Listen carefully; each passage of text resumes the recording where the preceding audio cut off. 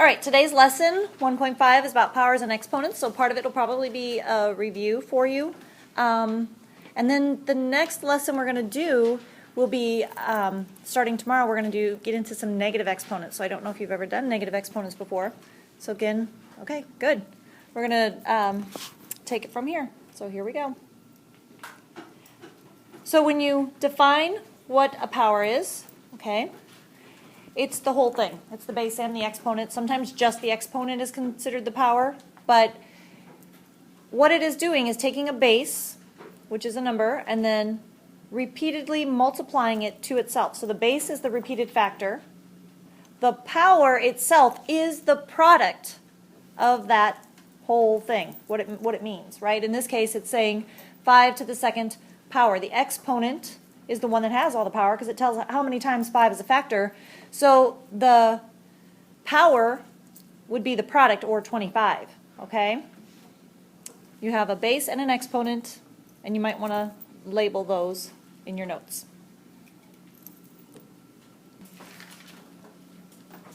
So in this example, we're going to want to write the product using an exponent, but it didn't ask us to evaluate. So we just want to write the power using an exponent. So since we see that 10 is a factor 3 times, the exponent is 3. So 10 to the third power, or 10 cubed. The exponents of 2 and 3 are the only ones with the special names, really. Squared for the exponent of 2 and cubed for the exponent of 3. When you're working with decimals, it's always a good idea to keep them in parentheses. So in this case, 4.3 as a decimal is being raised to the second power, or is being squared. And finally, the variable x is a factor 4 times, so you use an exponent of 4. If you were asked to write this power, like 10 cubed, in words, what I would be looking for is this. So you can also maybe use the words to describe it. So this would be 10 cubed, right? You can spell out the word 10. Let's go ahead and do that. Make it a little more wordy. You could also say 10 to the third power. Okay? This one would be, I'll let you use the decimal value instead of writing it all out. 4.3 squared, or 4.3 to the second power. And finally, x to the fourth power.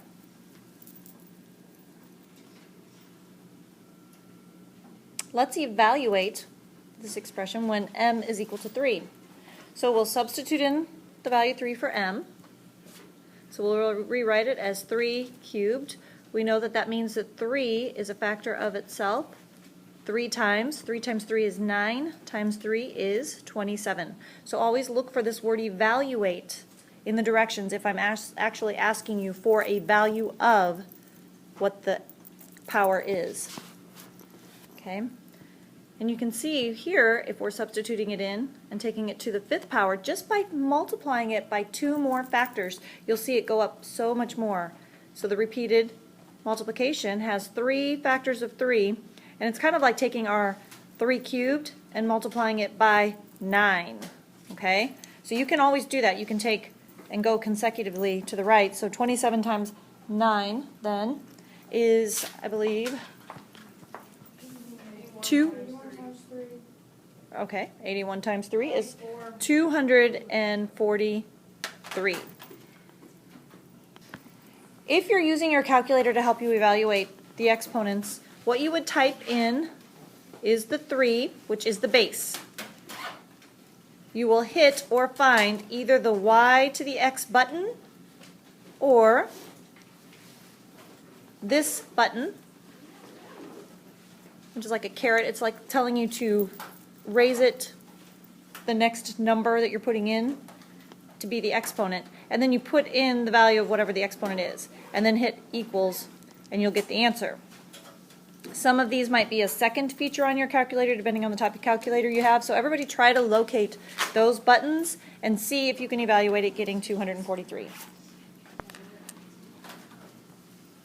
Okay, let's find the area of a square with a side length of 5 meters.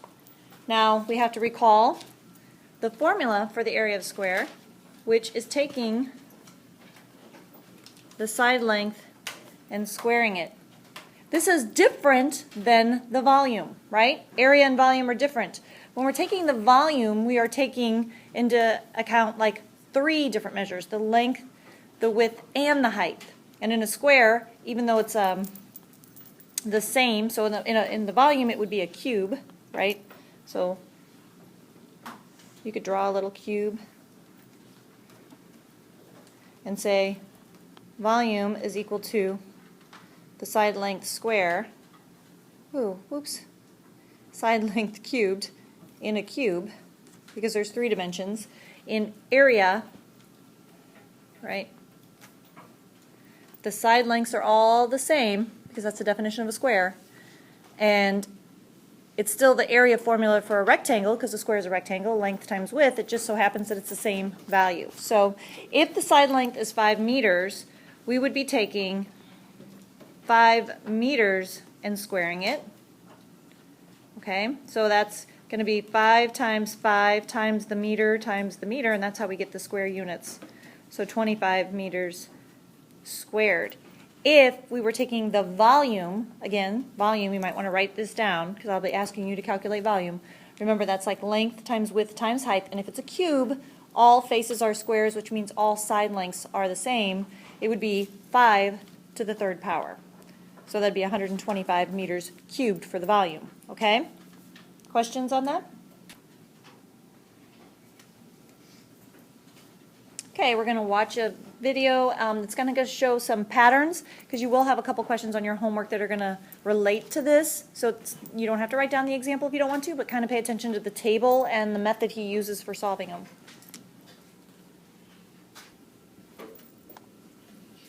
One human skin cell splits into 2 cells every day. So if we start with just 1 cell, 1 day later there will be 2 cells. How many cells will there be 5 days later? What's your guess? Let's explore. In this lesson, you will learn how to represent repeated multiplication using an exponent, also called a power, by exploring a model of cell division. Remember, we can use a table to explore relationships and discover patterns. So let's use a table to explore this pattern. We can list how many days later it is in the left column and the number of cells in the right column. Remember, we started with just the 1 cell, so we won't put a number there. We'll just put the word start. On that day, we had the 1 cell. 1 day later, the 1 cell has split into 2 cells. The next day, so 2 days later, the 2 cells have split into 4 cells. Do you think you see a pattern yet? How many cells will there be 3 days later? Is it 6? Some might think it is 6 because it looks like we are adding 2 cells every day, but let's draw it out just to be sure. When we take each of the 4 cells and split them into 2, we don't have 6 cells, we have 8. We're quickly running out of room to draw any more cells, so let's see if we can figure out the pattern. What do you notice? Do you see that since the number of cells doubles each day, we can multiply the number of cells from the previous day by 2 to get the current number of cells? The 1 cell multiplied into 2, so there were 2 cells. Then those 2 cells each multiplied into 2 more, so there were 4. Then those 4 cells each multiplied into 2 more, and there were 8. So to get the number of cells on day 4, we'll just multiply 8 times 2 and get 16. Then to get the number of cells for day 5, we'll multiply 16 by 2 and get 32. So back to the original question, if a human skin cell splits into 2 cells every day, how many cells will there be 5 days later? There will be 32 cells 5 days later. The way we just explored this pattern makes it seem as though to find how many cells there were a certain number of days later, we would need to know how many cells there were the previous day. But let's add an extra column to our table and see if we can discover a different operation. At the very start, we did no operation. We just had 1 cell. But then 1 day later, we multiplied that 1 cell by 2. Since multiplying by 1 does not change anything, we'll just leave a 2 here. 2 days later, we multiplied those 2 cells by 2, and we had 4 cells. But let's just leave the 2 times 2 here to continue exploring the pattern. 3 days later, we multiplied by a third 2 to get our 8 cells. 4 days later, we multiplied by a fourth 2 to get our 16 cells. And 5 days later, we multiplied by a fifth 2 to get our 32 cells. See how quickly we've gone from just 1 cell up to 32? This type of growth that is based on repeated multiplication is called exponential growth. The root word here is exponent, because we can express exponential growth with a new operation called exponents. With an exponent, we can summarize a statement, a multiplication statement of 2 times 2 times 2 times 2 times 2 with an as 2 with an exponent of 5. In this example, 2 is considered the base, while 5 is considered the exponent, or power. An exponent, also called a power, tells you how many times to multiply a base number by itself. So for instance, when the base is 2 and the exponent is 5, we multiply 2 times itself 5 times and get 32. Or if we wanted to find out how many cells there were 10 days later, we could represent this as 2 to the 10th power because it would indicate we are multiplying 2 by itself 10 times. Here's another quick example. Evaluate 5 raised to the exponent of 3. Some students may multiply 5 times 3 here and get 15. But 5 to the third does not indicate we have 3 sets of 5. So that is not correct.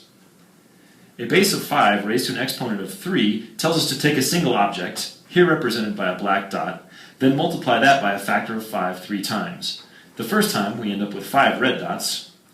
We multiply those 5 red dots by 5, we end up with 25 green dots. And when we multiply each of those 25 green dots by 5, we end up with 125 blue dots, a lot more than 15. It's not always convenient to create such a visual. So when we see 5 to the third exponent, we can simply multiply 5 times itself 3 times. This simplifies to 25 times 5, which simplifies to 125. So 5 to the third power is 125. In this lesson, you have learned how to represent repeated multiplication using exponents, also called powers, by exploring cell division.